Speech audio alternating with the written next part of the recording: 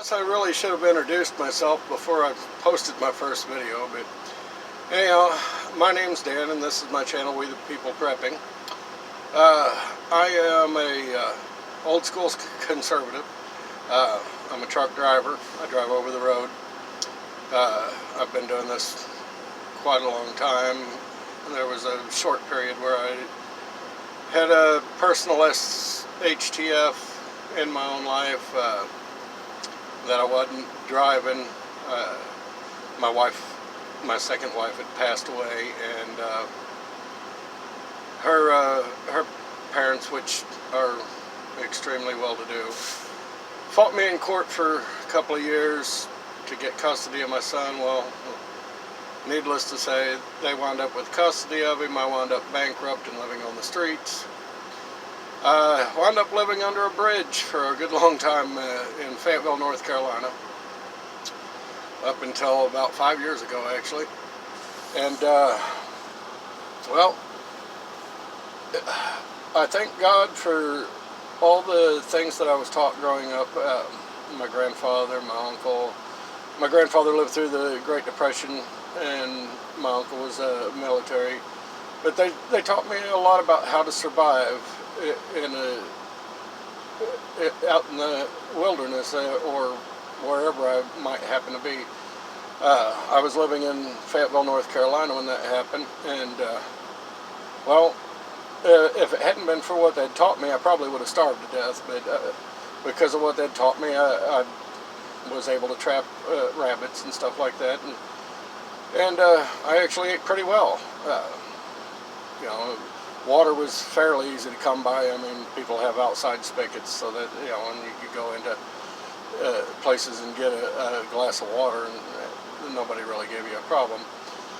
But while I was living on the streets, I did meet a lot of homeless veterans. It actually stunned me how many of the people were veterans that were living on the streets, which doesn't say much about our country now, does it?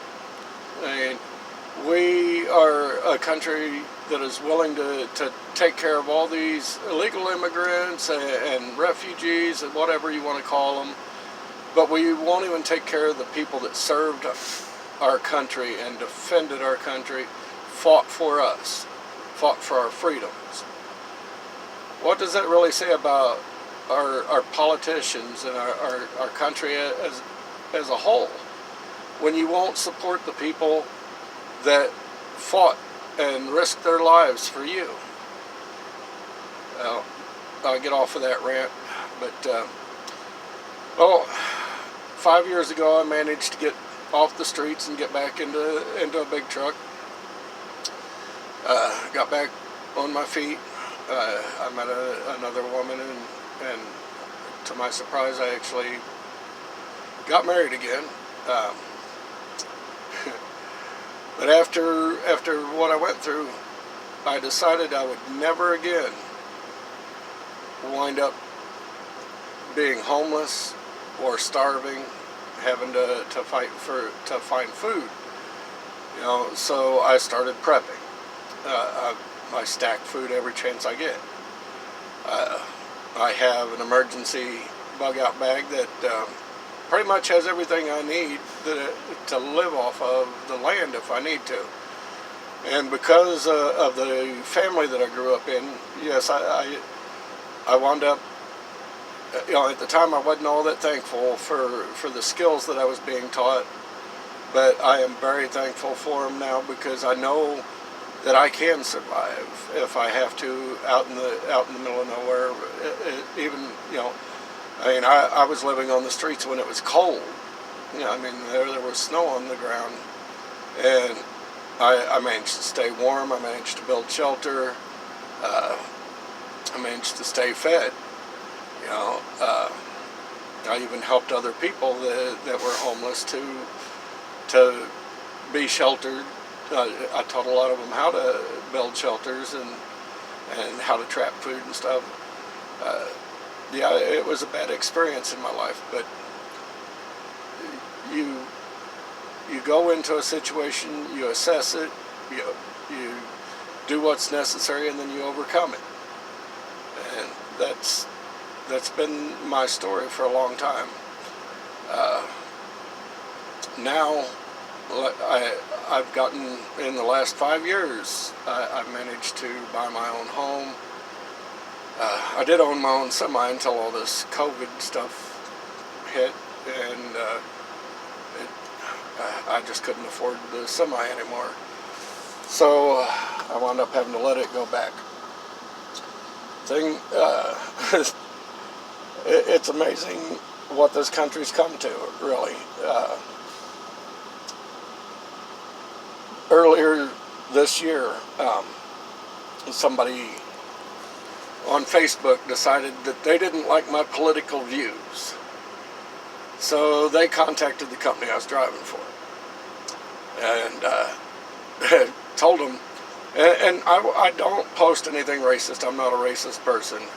But because I supported Trump and because of my political views, they called up my employer and told him that I was racist, that they couldn't believe that they'd hire somebody like me, just all sorts of stuff. And well, my company didn't fire me over it.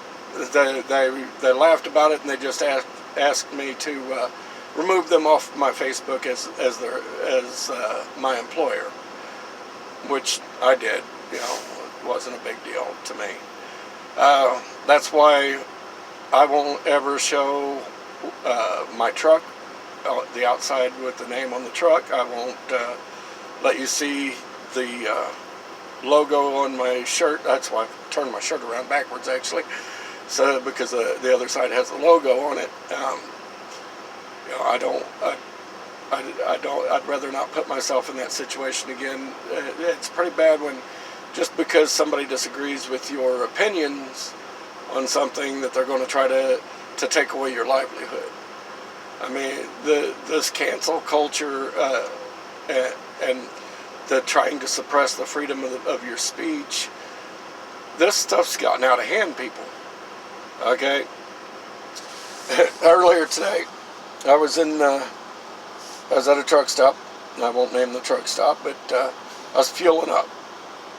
And I'm standing out there by myself. There's nobody within 10 feet of me.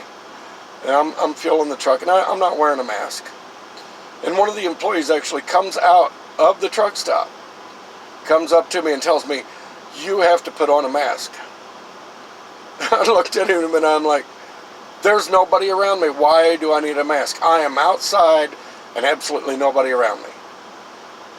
And we got into a little bit of an argument about it. I told him, look, just go back inside. I'm almost done fueling. I'll get the hell out of here. I'm not even coming into the truck stop.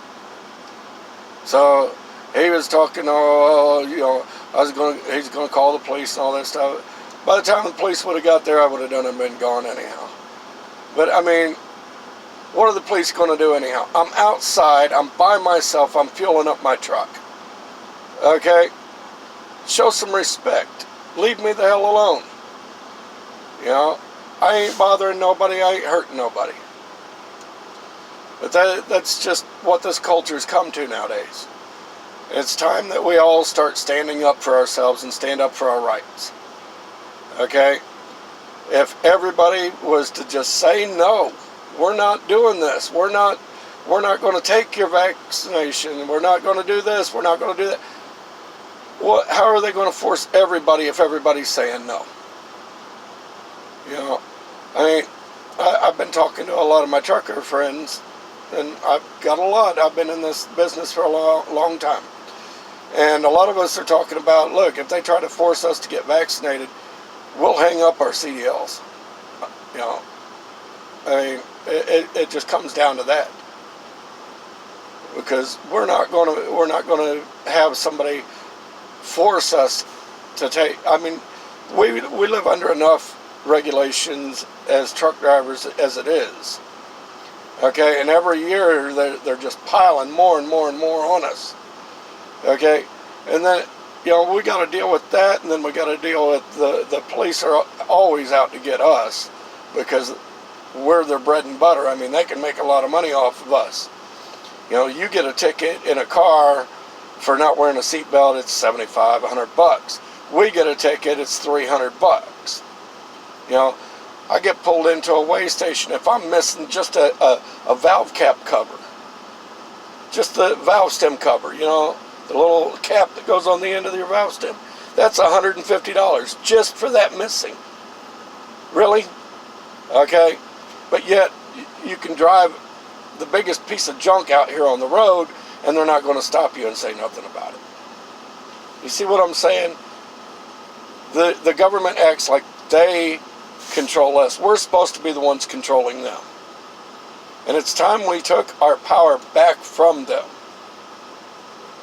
You know, I know this sounds like I'm ranting, but, you know, we're losing more and more of our freedoms each and every day. And if nobody's going to stand up for them, then they can't be crying when they lose them. Okay? I'm not abdicating to go out and create havoc or cause violence or whatever. But there are legal ways that you can go about doing these things. You know, everything from calling your senators to petitions to, you know, peaceful, not what the media calls peaceful, but actual peaceful protesting. Okay? Now, my thing is too, I've seen a lot of people on these prepping sites talking about, oh, well, I've watched all these videos and I learned how to do all this stuff. Really, have you actually learned? Have you gone out and actually tried to put these into practice? Okay? Because let me tell you, surviving outdoors with hardly anything is not as easy as what you think. Starting a fire with just sticks, not as easy as what you think. Yeah, watch the videos, but then go out and put these skills to the test. Because if you actually need these skills, it's too late to practice them. Okay? Now, my entire life, I've hunted, I've trapped, you know, I've fished, you know, I've built shelter. I mean, when we went camping in my family, okay, we took a rucksack and a knife and maybe a fishing pole. That's it. There was no, you know, 20-man tents. There was no, you know, big sleeping bags and all that. It's just a rucksack with a pillow and a blanket in it. You know, that was what you slept on. Okay? There wasn't no food. We didn't take food with us. If you wanted to eat, you had to catch something or kill something. My uncle was very adamant about survivalism. I remember when I was a kid, took me up into the mountains, handed me a knife, tells me I'll be back in 2 weeks. Now, I didn't know it, but you know, he was only about a couple of 100 yards out from me the whole time, but you know, he just walked off and left me. I'm a kid. I'm like 10, 12 years old, you know. I didn't know I was like, well, shit, what the hell am I supposed to do? So I started remembering all the things he had taught me. When he came back, I had shelter built, I had a fire going, and I had food and water. All because of the things he had taught me. Now, like I said, he didn't actually leave me out there by myself. He was only a couple 100 yards out the whole time that I was out there. But, you know, he wanted to see what I'd learned, or if I'd learned. And when he came back to get me, when he said that he was proud of me, that just, I was a kid. That was the proudest moment of my life, was hearing that man say that he was proud of me. I mean, he was brought up old school. He served in Korea, Vietnam.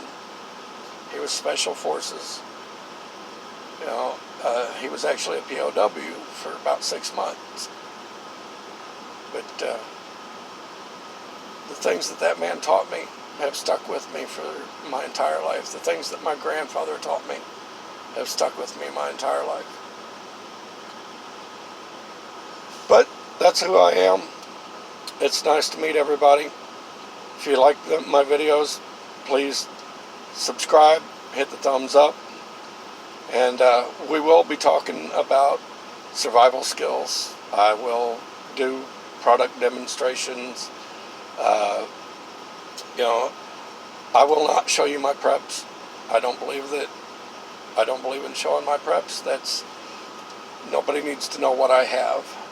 Okay, we'll talk about whatever you want to talk about. Just leave me a message, send me an email, whatever. You know, we'll discuss anything and everything. We'll get into politics. We'll get into whatever you want. But this is Dan with We the People. I appreciate your time. God bless you and have a good night.